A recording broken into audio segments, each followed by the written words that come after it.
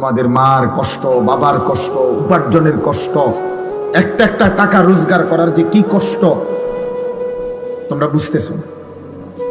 তোমরা মনে করছো তোমার আব্বা মনে একটা মেশিনের নাম, বাপ মানে একটা মেশিন যেটা টিপ দিলে টাকা বাইরে। না বাপ, বরঞ্চ আমি বলছিও সেদিন, আমি এক জায়গায় দাঁড়ায় দাঁড়ায় দেখছি একজন লোক সিমেন্টের বস্তা ট্রাকের থেকে গোডাউনে নিয়ে ফালাইতেছে, যে তার মাথার চুল থেকে পায়ের নখ পর্যন্ত ঘামে, আমার কাছে মনে হয় বেচারা পানির ছুটবার, এই পরিমাণ ঘাম তার শরীরটার মধ্যে। আমি অনেকক্ষণ দাঁড়ায় দাঁড়ায় দেখছি। এক বস্তা সিমেন্টের জন্য তাকে এই কোমরটা কমপক্ষে মনে করেন এখান থেকে ওইখানে 5টা মিনিট উপরে গিয়ে থাকতে হয়, এরপরে গিয়ে গোডাউনে ফালায়। এক এক বস্তা সিমেন্ট 50 কেজি সিমেন্ট। এই সিমেন্টের বস্তাটার জন্য এই লোকটার পিঠটা বাঁকা হয়ে যায়। প্রতিবার বস্তাটা ফালাইয়া সে ছোট একটা গামছা দিয়া কপালের ঘামগুলো একবার বসে, আবার আরেকটা বস্তা লেগে যায়। এইভাবে প্রত্যেক বস্তায় সিমেন্ট ট্রাকের থেকে গোডাউনে থুইলে 7 টাকা 8 টাকা, সর্বোচ্চ যদি 10 টাকা হয়। 10 টাকা নাই সব জায়গায়, আমি জিজ্ঞাসি। তাহলে 50 বস্তা যদি সিমেন্ট নামাইয়া থাকে বেচারা, 50 বার তার কোমরটা বাঁকা হয়ে গেছে। আমার ডাক্তার, আমার এই যে কোমরে বেল্ট আছে, এই যে দেখছো, আমি তো কোনো মাড়ি গাড়ি নেই, আমি কোনো সিমেন্টের বস্তাও টানি না। আমার শুধু এই বৈশা থাকি, মাহফিলে মাহফিলে বসতে বসতে আমার কোমরের ব্যথার কারণে আমার ডাক্তার বলছে এটা বেল্ট বাইন্ধা রাখতে, নাই তো আমার কষ্ট হয়। এবং বলছে যে আপনি উপর হইয়া একটু ঝুঁকাও, একটা পয়সাও মানে একটা কাগজ উঠাইবেন না। ডাক্তার সাহেব বলছেন সোজা বসবেন, সোজা দাঁড়াবেন। খাটের থেকে শোয়ার সময় উঠা, যখন খাটের থেকে বসবেন, ঘুমের থেকে উঠবেন, বলছে দুনো হাতে ভর দিয়া তারপরে বসবেন। অথচ আমার ব্যথাটা সামান্য, আমি তো এত বেশি কোমর বাঁকা করিনি। তাহলে ভাইয়া ওই বেচারা এত কষ্ট করে 500টা টাকা মিলাইয়া সারাদিনে, সেখান থেকে তোমারে 200 টাকা দিয়েছিল। তুমি সন্তান, তোমার হয়তো পড়ালেখার কথা বলছো, তোমার হয়তো প্রয়োজনে বলছো, এই জন্য আব্বাই তোমারে এই ঘাম ঝরানো টাকার থেকে 200টা টাকা দিছে। সেই টাকা দিয়া তুমি জানোয়ারে মোবাইলে এমবি ঢুকাইয়া উলঙ্গ ছবি দেখো। তোমার মতো নিকৃষ্ট জানোয়ার আর কোনো মানুষের বাচ্চা হতে না।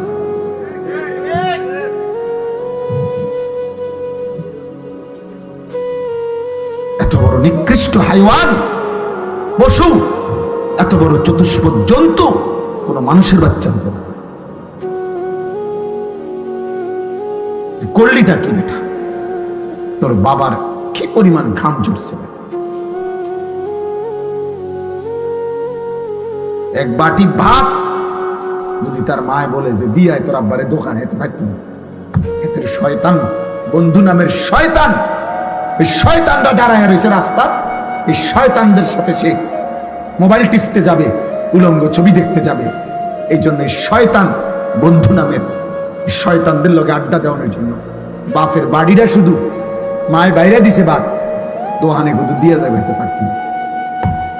লইয়া ছুটছে ধমকের লগে, পরের বেলা মার ভয়ে, আতঙ্কে, সন্তানের ভয়ে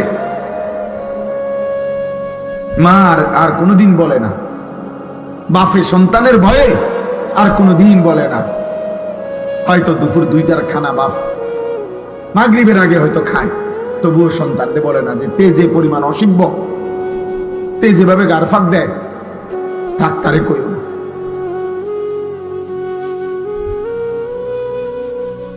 আজকে এক মা আমার মাদ্রাসার মাহফিলে কিশোরগঞ্জ থেকে, হাসেম ভাই, কিশোরগঞ্জ থেকে এক মহিলা তার ছেলেটাকে নিয়ে আসছে আমার মাদ্রাসা আইনা, আমার মাদ্রাসার ওস্তাদরে দিয়া আমার কাছে ছেলেটারে পাঠাইছে। কয়া হুজুর, আমার কলিজা ছাড়া সন্তান, আমার সারাটা জীবনের সন্তানরা আমি ইয়া করছি, বড় করছি, সন্তান কোনোভাবেই আমার কথা শোনে না, আপনি একটু নসিহত করেন। তো এই কথা বলতে গিয়ে যে মহিলা কাঁদলো, চোখের পানি পড়লো, আমি শুধু ওই ছেলেটারে বলছি, রে বাপ, তোমারে আমি কোনো কথা শুনতে চাই না, আমি শুধু এতটুকু কথা বলছি। আমি বলছি ওই ছেলেরা, আমি বলছি, বাপ তোরে আমি বললাম আমার নাম মনে রাখিস, যে মায়ের চোখের পানি ফেললে এতগুলো, যদি আল্লাহর কসম যদি ফিরে না আসো, মার কথা মতো আল্লাহর নাফরমানি যদি না ছাড়ো, আমি বললাম তুই পথে পথে ভিক্ষা করবি।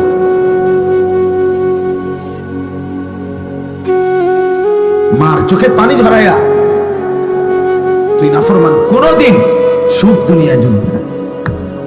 পুরা দূরা কয়েকদিন চলতে পারবা, এমন জায়গায় থমকে যাবা মায়েরা বদদোয়ায়, যেদিন আর ঘুরে দাঁড়াইতে পারতাম। কয়শো নজির লাগবে তোমার, কয় হাজার দলিল লাগবে। বাপেরে কষ্ট দিয়ে সুখে থাকবা, হ্যাঁ, মায়ের চোখে পানি ঝরাইয়া সুখে থাকবা। তোমার সমবয়সী বন্ধুরা তোমারে নিরাপত্তা দিবে, হ্যাঁ, ওই শয়তানগুলা। সারাদিনে যেই বন্ধু এক ওয়াক্ত নামাজ পড়ে না, ওই বন্ধু হয়তো শয়তান। সারাদিনে মোবাইলে নারী ছাড়া, ছবি ছাড়া আর কিছু দেখে না, যে হয়তো শয়তান, হয়তো ইবলিস। ও কিসের বন্ধু হবে?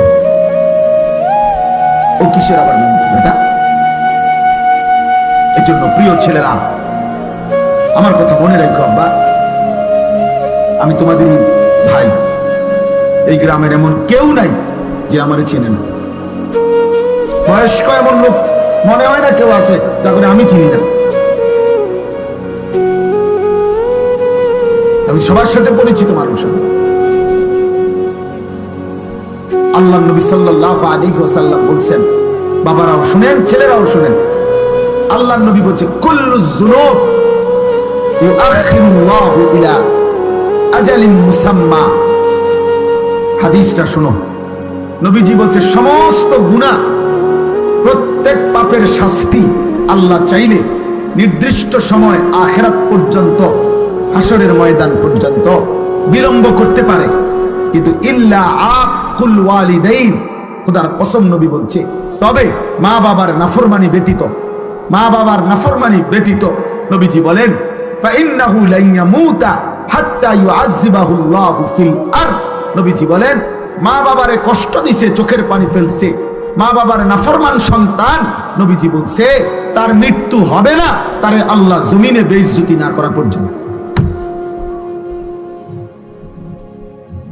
তোকে আল্লাহ জমিনে বেইজ্জতি